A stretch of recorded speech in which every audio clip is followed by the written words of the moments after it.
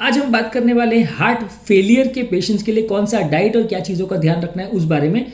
हमने already heart patients के बारे में, बीपी, शुगर, कोलेस्ट्रॉल वाले पेशेंट्स के बारे में डाइट के लिए ऑलरेडी बात की है।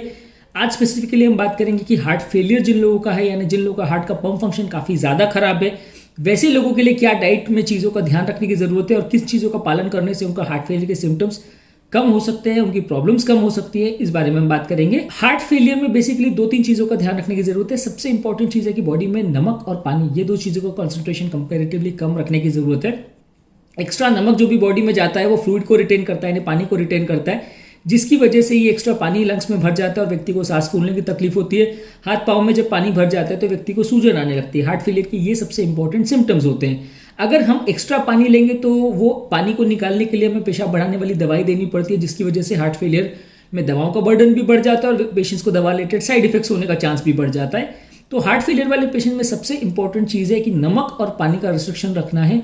दिन भर में ऐसी चीज़ों का पालन करना है जिससे हमारा बॉडी का सॉल्ट और वाटर का रिस्ट्रिक्शन हो और बॉडी में हार्ट फेलियर के सिम्टम्स कंपेरेटिवली ऐसे लोगों में कम हो जाएंगे। हार्ट फेलियर के लिए ज़्यादा अच्छा खाना अगर हम बात करें तो फ्रूट्स और वेजिटेबल्स ज़्यादा खाना है, जिनमें नेचुरली सोडियम लेवल्स कम होता है। फ्रेश फ्रूट्स ज़्यादा लेना है। अगर आप मीट्स ले रहे हैं तो lean meat, fish, poultry, legume products वगैरह ले सकते हैं, एग्स ले सकते हैं, मिल्क ले सकते हैं, दही ले सकते हैं, राइस, पास्ता, ओट मील, इस तरह की चीज़ें ले सकते हैं। स्नैक्स वगैरह भी ले रहे हैं तो लो सोडियम स्नैक्स आपको लेने हैं। जो भी चीज़ों में नमक ज़्यादा है, तेल घी ज़्यादा है, हाई फैट कोलेस्ट्रॉल वाली चीज़ें ज़्यादा है या पानी बहुत ज़्यादा अगर वो पी रहे हैं तो वो हार्ट फेलियर वाले पेशेंट्स के लिए खराब है। ये चीज़ ध्यान रखने की ज़रूरत है कि पानी का रिस्ट्रिक्शन जो है वो हर पेशेंट के लिए है, ऐसा नहीं है। जो लोग का भी हार्ट फेलियर बहुत ज़्यादा खराब है, यानी हार्ट का एलवी इजेक्शन फ्रैक्शन, यानी कि हार्ट का पंप फंक्शन अगर 30-35% से कम है, वैसे लोगों के लिए ये रेस्ट्रिक्शन है। हर हार्ट पेशेंट के लिए या जिनका पंप फंक्शन 45-50% से ऊपर है या जिन लोग को सांस फूलने की तकलीफ वगैरह नहीं है, उनके लिए ये चीज़ उतनी एप्लीकेबल नहीं है। हाँ, सांस अगर ज़्यादा फूल रही है तो इसका मतलब डेफिनेटली बॉडी में पानी और नमक का कंसंट्रेशन ज़्यादा है, तो उसे कम करने की ज़रूरत पड़ेगी। अगर आप अच्छा डाइट और लाइफस्टाइल मॉडिफिकेशन वगैरह का ध्यान रखेंगे तो हेल्दी है लाइफस्टाइल रखेंगे तो कंपेरेटिवली आपके हार्ट के लिए, बॉडी के लिए अच्छा है। आपको ऐसा डाइट लेना है जो कि विटामिन, मिनरल्स और फाइबर्स में और न्यूट्रिएंट्स में रिच है और कंपेरेटिवली सॉल्ट और वाटर कंटेंट थोड़ा कम रखना है। बहुत एम्प्टी कैलोरीज नहीं खाना है आपको। अगर बहुत ज़्यादा एम्प्टी कैलोरीज या ऐसी चीज़ें आप लेते हैं जिसमें खाली कैलोरीज है, कोई न्यूट्रिशनल कंटेंट नहीं है, तो आपके लिए नुकसान करेगा। अमेरिकन हार्ट एसोसिएशन रिकमेंड करती है कि आपको ज़्यादातर प्लांट बेस्ड फूड्स पर ज़्यादा फोकस करना चाहिए। उसमें fruits, vegetables, beans, legumes, nuts, seeds, whole grains, इस तरह की चीज़ों को आपको फोकस करना चाहिए। और जो लोग एनिमल फूड लेते हैं वो सी फूड ले सकते हैं, फिश चाहे जितना भी ले सकते हैं, लेकिन प्रेफरेबली ये फिश जो है फ्राइड नहीं होना चाहिए, वो बेक्ड, सॉल्टेड, ग्रिल्ड, इस तरह का फिश होना चाहिए। ऑब्वियसली सॉल्ट कंटेंट भी थोड़ा कम ही रहना चाहिए, लेकिन आपको ज़्यादा एनिमल फैट या जिसमें ज़्यादा हाई कोलेस्ट्रॉल वाला फैट है वैसा कम रखना है। सी फूड आप ज़्यादा प्रेफर कर सकते हैं। पोल्ट्री अगर ले रहे हैं या चिकन ले रहे हैं तो स्किनलेस ले सकते हैं। लो फैट डेयरी प्रोडक्ट्स ले सकते हैं। दूध या दूध के प्रोडक्ट्स आप मलाई निकालकर या फैट निकालकर वो ले सकते हैं। लो क्रीम मिल्क या स्किम मिल्क से बनी हुई चीज़ें आप ले सकते हैं। रेड मीट, स्वीट्स और जो भी चीज़ों में सैचुरेटेड फैट्स है, ट्रांस फैट्स है, सोडियम है, रिफाइंड शुगर है, ये सारी चीज़ें आपको अवॉइड करनी है। सोडियम कट करने के लिए आपको फ्रूट्स और वेजिटेबल्स पर ज़्यादा फोकस करना है जिसपे सोडियम कम है। फ्रेश फ्रूट्स वगैरह ज़्यादा लेना है। खाना खाते वक्त सॉल्ट शेकर यानी सॉल्ट के जो ऑन टेबल जो डिस्पेंसिंग जार्स वगैरह रहते हैं वो सबको आपको अवॉइड करना है। एक्स्ट्रा सॉल्ट उसमें आप यूजली खाने के टाइम ज़्यादा लेते हैं। कई ऐसे हर्बल किट्स भी अवेलेबल है जो सॉल्ट जैसा टेस्ट करते हैं लेकिन उसमें सोडियम नहीं होता। उस तरह के डिस्पेंसर्स आप यूज़ कर सकते हैं या उस तरह के शेकर्स आप यूज़ कर सकते हैं एक्स्ट्रा उसको टेस्ट बढ़ाने के लिए, खाने का फ्लेवर्स बढ़ाने के लिए। लेकिन सॉल्ट बेसिकली नुकसान करता है। एक चीज़ समझने की ज़रूरत है कि तीखा खाना नुकसान नहीं करता, नमक नुकसान करता है। आप स्पाइसी फूड ले रहे हैं तो नुकसान हार्ट फेलियर में नहीं है, आप सॉल्टी फूड ले रहे हैं तो नुकसान है। तो इसलिए आपको तीखा खाना कम करना है वैसा नहीं है, आपको सिर्फ नमक पर फोकस करना है और पानी पर फोकस करना है, क्योंकि जो वाटर का रिटेंशन होता है वो नमक की वजह से होता है, तीखे खाने से नहीं होता। फ्रेश फूड्स में लीन मीट्स, फिश, पोल्ट्री, लेग्यूम्स और इस तरह की चीज़ों को ज़्यादा लेना है आपको। अगर आप कॉन्डिमेंट्स वगैरह भी ले रहे हैं तो उसमें केचप ले सकते हैं, mayonnaise, mustard, pickles, olives, marinades, tenderiser, soya sauce, lemon pepper और इस तरह की सीजनिंग, ये सब जो चीज़ें इसमें सोडियम कंटेंट ज़्यादा रहता है। तो ये सारी चीज़ों में आपको थोड़ा ध्यान रखना है कि जब भी आप चीज़ों को आप ले रहे हो तो इसमें सॉल्ट कंटेंट को आपको चेक करना है और उसके हिसाब से ही आपको लेना है। क्रिएट कुकिंग करते वक्त आप हर्ब्स हैं, अनियन, गार्लिक, सिट्रस फ्रूट्स है या विनेगर्स को यूज़ करके फ्लेवर्स ऐड कर सकते हैं। आप ज़्यादा इनोवेटिव या ज़्यादा क्रिएटिव वे में आप खाने को कुक करें तो ज़्यादा अच्छा है। आप अगर सिर्फ सॉल्ट को डाल करके टेस्ट बढ़ाने की कोशिश कर रहे हैं तो वो लॉन्ग टर्म पेशेंट को नुकसान करेगा। जब भी आप खाना या फूड को प्रिपेयर कर रहे हैं तो उसका लेबल को प्रॉपरली पढ़िए, उसमें कितना सोडियम कंटेंट है उसको ध्यान रखिए। ऑन एन एवरेज दिन भर में रिकमेंडेड है कि हार्ट फेलियर के लिए 1500 मिलीग्राम यानी 1.5 से 2 ग्राम नमक दिन भर में, उससे कम उनको रखने की जरूरत है।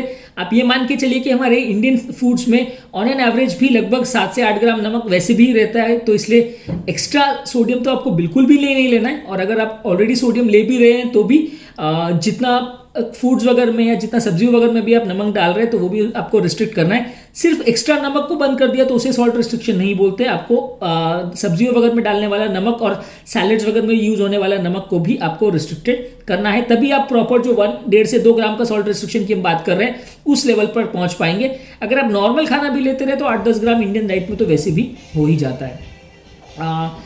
ज़्यादातर आप अगर कैन फूड्स वगैरह ले रहे हैं तो कैन फूड्स में थोड़ा सा प्रोसेसिंग के लिए नमक को ज़्यादा डाला जाता है, तो आप ऐसे कैन फूड्स को प्रेफर कर सकते हैं जिसमें सोडियम कंटेंट कम हो या उसमें सॉल्ट को प्रिजर्वेटिव्स के फॉर्म में नहीं यूज़ किया गया हो। इसमें ऐसा कई लोग प्रेफर करते हैं कि जो लो सोडियम सॉल्ट होते हैं जैसे सेंधा नमक वगैरह है जिसमें पोटेशियम कंटेंट ज़्यादा रहता है, या जो मार्केट में भी कई लोना सॉल्ट करके अवेलेबल रहते हैं लो सोडियम सॉल्ट्स, इस तरह के सॉल्ट्स को आप प्रेफर कर सकते हैं। तो वो कंपेरेटिवली आपके लिए सोडियम कंटेंट उसमें उतना ज़्यादा नहीं बढ़ेगा। ऐसा डाइट किडनी पेशेंट्स में थोड़ा सा डेंजरस हो सकता है क्योंकि इसमें पोटेशियम कंटेंट थोड़ा ज़्यादा रहता है, तो किडनी वाले पेशेंट में थोड़ा सा पोटेशियम बढ़ने से भी नुकसान हो सकता है। लो सोडियम सॉल्ट, लो सॉल्ट वाली चीज़ों में आप herb spices, salt free seasonings use कर सकते हैं। कैंड सूप्स जिसमें कोई एक्स्ट्रा सॉल्ट ना डाला वो यूज़ कर सकते हैं। कोई कॉन्डिमेंट्स वगैरह भी आप यूज़ कर सकते हैं, उसके रिड्यूस सॉल्ट बेस्ड वर्जन आते हैं वो आप यूज़ कर सकते हैं। टेबल सॉल्ट अवॉइड करना है। कैंड सूप्स वगैरह में जिसमें सॉल्ट एडेड है या प्री प्रिपेयर्ड फूड्स है वो आपको अवॉइड करना है। टोमेटो जूस अवॉइड करना है, ये सब में सॉल्ट कंटेंट ज़्यादा रहता है। कॉन्डिमेंट जैसे केचप, मेयोनीज, सोया सॉस जिसमें सॉल्ट ज़्यादा रहता है उसको कम करना है। रेस्टोरेंट के मील्स और इस तरह की चीज़ों को आप बने जितना कम रखना है, तो उससे आपका कंपेरेटिवली सॉल्ट कंटेंट थोड़ा रिस्ट्रिक्टेड रहेगा। एक चीज़ आपको लाइफस्टाइल के हिसाब से ध्यान रखना है कि जिन लोग को भी हार्ट फेलियर और अगर बॉडी में पानी भरने का प्रॉब्लम है उनको बॉडी को डेली वेट करना है। अगर वो बॉडी को डेली वेट करते हैं तो बॉडी वेट अगर उनका बढ़ रहा है तो ये बहुत अर्ली इंडिकेटर होता है कि बॉडी में पानी भर रहा है, क्योंकि अगर आपके खाने पीने में बहुत ज़्यादा वेरिएशन नहीं है और बॉडी वेट आप वजन फैट पुट ऑन नहीं कर रहे, तो अगर ये एक्स्ट्रा बॉडी वेट बढ़ रहा है तो डेफिनेटली वो बॉडी में वाटर रिटेंशन की वजह से बढ़ रहा है, जो कि हार्ट फेलियर का एक इंपॉर्टेंट साइन माना जाता है। तो अगर किसी को भी बॉडी वेट बढ़ रहा महसूस हो रहा है, यानी एक हफ्ते में अगर किसी को 1 से 2 किलो वजन अगर बढ़ रहा है और पाँव में सूजन वगैरह के साइंस है, तो डेफिनेटली उसको हॉस्पिटल में जाके अपने डॉक्टर्स को मिलना जरूरी है, क्योंकि उसका हार्ट फेलियर का कंट्रोल कंपेरेटिवली वर्सन हो रहा है, उसे एक्स्ट्रा ध्यान रखने की जरूरत है। आप कितना कैलोरीज वगैरह भी खा रहे हैं उसका भी एक चार्ट मेंटेन करने की जरूरत है। दिन भर में आप बहुत सीवियर हार्ट फेलियर वाले पेशेंट्स को तो हम ज़्यादा कैलोरीज लेने को बोलते हैं, क्योंकि बॉडी में कुछ ऐसे हार्मोन्स बन जाते हैं जो बॉडी वेट को कम करते हैं। लेकिन ओवरऑल भी आप क्या खाना खा रहे हैं, क्या चीज़ों में आपने लिया है, उसके लिए एक फूड डायरी अगर आप मेंटेन करें तो ज़्यादा अच्छा है, क्योंकि आपको दिन भर में आपने सुबह क्या खाया, दोपहर को क्या खाया, कल आपने क्या खाया, उसका आपके पास एक चार्टिंग मेंटेन रहेगा, ताकि आप उनको वेरी भी कर सकें, ताकि आपका न्यूट्रिशनल कंपोनेंट भी खराब ना हो, और आपको कौन सा फूड सिलेक्ट करना है, सुबह आपने क्या खाया था, 3 दिन पहले क्या खाया था, उसका एक डायरी आप मेंटेन करेंगे तो कंपेरेटिवली हफ्ते भर का या महीने भर का आपको कौन कौन सी चीज़ों को लेना है उसको मेंटेन करना ईजी रहेगा। कोई भी चीज़ों में जिसमें सॉल्ट कंटेंट वगैरह ज़्यादा है, अगर आप ऐसी चीज़ें ले रहे हैं तो बाकी जगह आपको उसको कट डाउन करना है। ज़्यादातर एक्स्ट्रा सॉल्ट लेते हैं, पोटैटो चिप्स है, वाइट ब्रेड है, ये सब चीज़ों में कंपेरेटिवली सॉल्ट कंटेंट ज़्यादा रहता है। आपको अगर हार्ट फेलियर बहुत ज़्यादा है तो बहुत पानी नहीं पीना है, वाइन को भी अवॉइड करना है। अल्कोहल डायरेक्टली हार्ट की नलियों को अफेक्ट नहीं करता, लेकिन वो हार्ट के पंप फंक्शन को कंपैरेटिवली वीक करता है, तो जो लोग अल्कोहल लेना भी पसंद करते हैं उनको भी बने जितना कम अल्कोहल रखना चाहिए। अल्कोहल से हार्ट का पंप फंक्शन वीक होता है, कुछ हार्ट के लिए न्यूट्रिशनल विटामिन का कंटेंट भी कम होता है, तो इससे हार्ट फेलियर का कंडीशन वर्सन हो सकता है। स्मोकिंग का भी जिनको लगता है उनको स्मोकिंग भी लूज करना चाहिए। जितना ज़्यादा अगर कोई व्यक्ति स्मोक कर रहा है तो उतना हार्ट की नली में ब्लॉक होने का चांस बढ़ सकता है, हार्ट का पंप फंक्शन वीक हो सकता है, हार्ट फेलियर के चांसेस बढ़ सकते हैं। तो अगर किसी को स्मोकिंग की लत है तो उसे स्मोकिंग बंद करना चाहिए। आप दिन भर में जो अभी आप बॉडी वेट करने की हमने बात की थी, अगर आप बॉडी वेट कर रहे हैं तो उसका एक चार्ट भी मेंटेन करना चाहिए, ताकि हफ्ते भर पहले, महीने भर पहले कई बार लोग को याद नहीं रहता कि बॉडी वेट कितना था, तो उसका चार्टिंग आप प्रॉपरली मेंटेन करते तो अच्छा है। आइडियली अगर आप बॉडी वेट मेंटेन कर रहे हैं तो इसको खाना खाने से पहले और यूरिन और मोशन करने के बाद मेजर करना चाहिए, तो उसमें सबसे बेस्ट एक मेजर प्रॉपर मिलता है। कई बार क्या होता है कि बॉडी में अगर यूरिन आपने पास नहीं किया या मोशन पास नहीं किया तो 1.5 किलो वजन का उसमें भी वेरिएशन आ सकता है। तो अगर आपको प्रॉपरली मेजर करना है तो फिक्स टाइम पर आपको मेजर करना है, डेली उसी टाइम पर यूरिन और मोशन पास करने के बाद, ब्रेकफास्ट करने से पहले आप उसको मेजर करें तो सबसे अच्छा आप चार्टिंग मेंटेन कर सकते हैं। और दिन भर में पानी कितना पी रहे हैं उसको अभी आपको चार्टिंग मेंटेन करना जरूरी है। काफ़ी लोग जिनको बहुत सीवियर हार्ट फेलियर होता है उनको हम फ्लूइड रिस्ट्रिक्शन बोलते हैं। ये फ्लूइड रिस्ट्रिक्शन का मतलब खाली सिर्फ पानी को रिस्ट्रिक्ट कर देना है, वैसा नहीं है। उसमें चाय, कॉफी, जूस, छाछ, तरल पदार्थ जो भी प्रवाही पेशेंट ले रहा है वो सब मिला के दिन भर में 1 लीटर होना चाहिए। अलग अलग पेशेंट में फ्लूइड रिस्ट्रिक्शन के लेवल्स बहुत अलग अलग होते हैं। जिन लोगों में हार्ट फेलियर बहुत ज़्यादा खराब है या EF-LV इजेक्शन फ्रैक्शन अगर 25% से भी कम है वैसे में, या ओवर्ट हार्ट फेलियर के सिम्टम्स है, वैसे में हम फ्लूइड रिस्ट्रिक्शन 1 लीटर से भी कम रखने को बोलते हैं। जिन लोगों में 25 to 35 के बीच में उसमें 1 से 1.5 लीटर, जिसमें 35 से ऊपर है उसमें 1.5 से 2 लीटर, इस तरह से हम मेंटेन कर सकते हैं। तो कितना फ्लूइड आपको दिन भर में आप ले रहे हैं उसका भी आप चार्ट मेंटेन करना है, और आपका हार्ट का पंप फंक्शन कितना है और आपको सिम्टम्स कितने ज्यादा हैं उसके हिसाब से डॉक्टर डिसाइड करेंगे कि आपको फ्लूइड किस लेवल पर रहना चाहिए। और ये फ्लूइड की जहां हम बात कर रहे हैं वहां सिर्फ पानी की नहीं, वहां हर तरल पदार्थ प्रवाही सबको मिला के ऐड करना है। अगर 200 ml का कप का आप चाय भी पी रहे हैं तो उसको भी दिन भर के फ्लूइड लेवल से आपको माइनस करना है। आप अगर एक कोल्ड ड्रिंक भी पी रहे हैं जिसमें 300 ml फ्लूइड है तो आपको उसको माइनस करना है। जो भी चीज आप ले रहे हैं पानी के फॉर्म में या छाछ है, दूध है, जो भी आप ले रहे हैं वो उसमें पूरे दिन भर के फ्लूइड इंटेक में काउंट होगा। इसमें एक और चीज़ ये भी है कि कई लोग मेडिसिन अगर दिन भर में 8-10 रहती है तो हर मेडिसिन के साथ अगर आधा एक गिलास पानी पिएंगे तो भी वो फ्लूइड में काउंट होता है, बहुत ज़्यादा बढ़ जाता है। कई लोग बोलते हैं साहब करें क्या, आप 10-10 दवाई आपने लिख दी, अब 10 दवाई निकलने के लिए पानी तो चाहिए।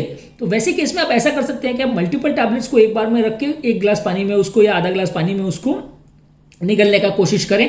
आपको ऐसा नहीं करना है कि एक टैबलेट आप अभी ले रहे हो, फिर एक टैबलेट 6 घंटे बाद ले रहे हो, फिर एक टैबलेट बाद में ले रहे हो, तो मल्टीपल टैबलेट्स खाने के साथ आपका पानी का कंटेंट उसमें भी बढ़ जाता है। तो आप वैसा कर सकते हो कि एक साथ में 5-6 टैबलेट को इकट्ठे आप सोलो कर लो, तो कंपेरेटिवली आपका दिन भर का फ्लूइड इंटेक उसमें जो जा रहा है वो कंपेरेटिवली कम हो जाएगा। कैफिनेटेड प्रोडक्ट्स या बेवरेजेस जो लोग लेते हैं यानी कि चाय, कॉफ़ी वगैरह जिसमें, या एनर्जी ड्रिंक्स है जिसमें कैफीन ज़्यादा होता है, वो हार्ट फेलियर वाले पेशेंट्स के लिए बुरा माना गया है। तो वैसे लोगों को कैफीन का कंटेंट कम करना है, फिजिकली एक्टिव रहना है, ये बहुत इंपॉर्टेंट चीज़ है हार्ट फेलियर के लिए। कई लोग सोचते हैं कि हार्ट फेलियर का व्यक्ति अगर उनका हार्ट का पंप फंक्शन खराब है तो वैसे में अगर एक्सरसाइज करेंगे तो बॉडी के लिए खराब है, लेकिन ऐसा बिल्कुल नहीं है। जितना फिजिकली आप एक्टिव रहेंगे उतना आपके हार्ट को एक तरह से ताकत मिलेगा। क्रूड फॉर्म में बताऊं तो आप समझ सकते हैं कि जैसे हार्ट भी बेसिकली एक मसल है, उसे भी ताकत की जरूरत है। कोई भी मसल को आप जितना एक्सरसाइज करेंगे उतना मसल में ताकत आएगा, वैसे आप हार्ट को भी जितना स्ट्रेन करेंगे उतना ताकत आएगा हार्ट में। आपको बहुत ओवर स्ट्रेन नहीं करना है, धीरे धीरे ग्रेजुएटेड वे में हार्ट को स्टिमुलेट करना है कि वो काम करे। आप ऐसा नहीं कर सकते कि पूरे हफ्ते भर एक्सरसाइज नहीं करो और एक दिन में आप पहाड़ चढ़ के आ जाएं, या बहुत ज़्यादा एक्सरसाइज एक दिन में कर ले, वैसा नहीं करेंगे। वैसा करने से हार्ट पर लोड ज़्यादा पड़ेगा और लॉन्ग टर्म में उसमें फ़ायदा होने के बदले उल्टा नुकसान होगा। आपको कंपेरेटिवली ये करना है कि डेली ग्रेडेड वे में एक्सरसाइज कीजिए। डेली 30 मिनट सुबह शाम आधा घंटा चलने को जाइए, बने जितना ज़्यादा बने जितना स्पीड में चलने की कोशिश कीजिए, और उसके साथ वॉकिंग, रनिंग, जॉगिंग, योगा, प्राणायाम, स्विमिंग, जो भी तरह की एक्सरसाइज आप कर सकते हैं जो उससे ज़्यादा विग्रस हैं वो आप ट्राई कर सकते हैं। लेकिन उसमें भी एक साथ में बहुत ज़्यादा नहीं करना है, धीरे धीरे करके बॉडी को उसके लिए कंडीशन करना है। आप बहुत ज़्यादा एक्सरसाइज अगर सडनली अगर करना चालू करेंगे तो वो बॉडी के लिए फ़ायदा करने के बदले नुकसान करेगा। इसके अलावा मेंटल स्ट्रेस को भी कंट्रोल करना काफ़ी ज़रूरी है। जो लोग मेंटल स्ट्रेस से ग्रसित हैं, पीड़ित हैं, वो उस चीज़ को अवॉइड करें तो वो बॉडी के लिए और हेल्थ के लिए अच्छा है। हार्ट अटैक्स का चांस भी कंपेरेटिवली कम होता है। अगर आप कोई भी स्ट्रेसफुल सिचुएशन में तो उस सिचुएशन को अवॉइड कीजिए। योगा, मेडिटेशन, प्राणायाम, इस तरह की चीज़ें कर सकते हैं जो मन को शांत रखता है। अगर फिर भी आपको एंजाइटी या डिप्रेशन जैसी प्रॉब्लम आ रही है तो आप डॉक्टर को कंसल्ट कर सकते हैं।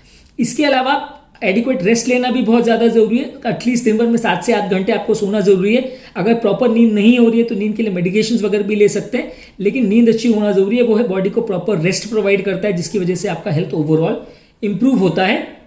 अगर आपको कोई प्रॉब्लम हो रही है तो आप डेफिनेटली आपके डॉक्टर्स को कंसल्ट कर सकते हैं। जिन लोग का हार्ट फेलियर का पंप फंक्शन बहुत ज़्यादा खराब है वो लोग को हर साल एनुअल इन्फ्लुएंजा और फ्लू के लिए वैक्सीन लेना चाहिए। काफ़ी स्टडीज़ में ऐसा शो किया गया है कि ज़्यादातर हार्ट फेलियर के पेशेंट का इम्यूनिटी कम हो जाता है। इसकी वजह से उनको सडनली हार्ट फेलियर वर्सन हो जाता है और सडनली जब भी उनको निमोनिया वगैरह होता है तो तुरंत हॉस्पिटल में भर्ती करने की ज़रूरत पड़ती है, और वैसे लोगों की मृत्यु ज़्यादातर ऐसे ही टाइम पर होती है। तो अगर आप हर साल निमोकॉकल वैक्सीन और फ्लू यानी इन्फ्लुएंजा के लिए वैक्सीन अगर आप लेते हैं तो कंपैरेटिवली आपका हार्ट फेलियर से रिलेटेड सडन वर्सनिंग का जो चांसेस है इन्फेक्शन की वजह से वो कम हो जाएगा। जो लोग का हार्ट फेलियर बहुत ज़्यादा खराब है वो लोग को बहुत टाइट फिटिंग क्लोथिंग्स नहीं पहनना चाहिए, थोड़े ढीले कपड़े पहनने चाहिए। टाइट फिटिंग कपड़े पहनने से बॉडी पर थोड़ा और स्किन पर थोड़ा एक्स्ट्रा प्रेशर आता है, और मौसम के हिसाब से आपको कपड़े पहनना चाहिए, ना बहुत ज़्यादा गर्म ना बहुत ज़्यादा ठंडा। जिस तरह की सीजन या एनवायरनमेंट है उस हिसाब से अप्रोप्रिएटली ड्रेस करना चाहिए, इससे भी थोड़ा सा बॉडी को रिलैक्सेशन मिलता है। लाइफस्टाइल चेंजेस जो भी आपकी बॉडी में या आपकी हेल्थ को सूट करता है वैसे चेंजेस आपको रेगुलर बेसिस पे करते रहना चाहिए। लास्ट में हम बात करेंगे सेक्सुअल एक्टिविटी के बारे में। काफ़ी लोगों को इस बारे में प्रॉब्लम्स रहती है, और जब उनका हार्ट फेलियर हो जाता है तो उनकी सेक्सुअल एक्टिविटी या सेक्सुअल लाइफ कंपेरेटिवली कॉम्प्रोमाइज़ हो जाती है, और मान के ऐसा चला जाता है कि जिन लोग का भी हार्ट का फंक्शन खराब है वो उनकी सेक्सुअल एक्टिविटीज़ पूरी तरह से रेस्ट्रिक्टेड हो जाती है। ऐसा करने की ज़रूरत नहीं है। अगर किसी का भी class of function class 2 class 3 status में है और वो 4 से 5 मिनट्स का एक्सरसाइज कर सकता है, 2 सीढ़ी तक रेगुलरली अगर चढ़ सकता है तो डेफिनेटली वो सेक्सुअल एक्टिविटी भी कर सकता है, लेकिन कुछ प्रिकॉशंस के साथ करना चाहिए। हम ऑलरेडी एक सेपरेट वीडियो इस पर कर रहे हैं जिस पर सेक्सुअल एक्टिविटी हार्ट पेशेंट्स के में क्या क्या चीज़ों का रिस्ट्रिक्शन है उस बारे में हम बात करेंगे। पर सेक्सुअल एक्टिविटी भी कंप्लीटली रेस्ट्रिक्टेड है, बैंड है, ऐसा नहीं है। जो लोग को नाइट्रेट्स वगैरह पे हैं, जो लोग को ब्लड थिनिंग मेडिकेशन के साथ तो हार्ट की नलियों को डायलेट करने के लिए नाइट्रेट्स दिया गया है, उनको वायग्रा या टेडालाफिल जैसी दवाइयाँ नहीं लेनी चाहिए, क्योंकि इसमें सडनली बीपी बहुत ज़्यादा ड्रॉप हो सकता है और जान का खतरा हो सकता है। अदरवाइज बहुत ज़्यादा इसमें रिस्ट्रिक्शन नहीं है, और लाइफस्टाइल को बहुत ज़्यादा कर्ब करने की ज़रूरत नहीं है। अगर आप का स्टैमिना रीजनेबल है, आप 2 सीढ़ी भी चढ़ सकते हैं, तो सेक्सुअल एक्टिविटी कंप्लीटली बैंड है, ऐसा नहीं है। अगर आपको हमारे चैनल का कंटेंट अच्छा लगता है, यूजफुल लगता है, तो हमारे चैनल को सब्सक्राइब कीजिए, वीडियोस को लाइक कीजिए। अगर आपको लगता है कि कंटेंट आपके फ्रेंड्स और रिलेटिव्स के लिए यूजफुल है तो इसके कंटेंट के लिंक को उनके साथ शेयर करें।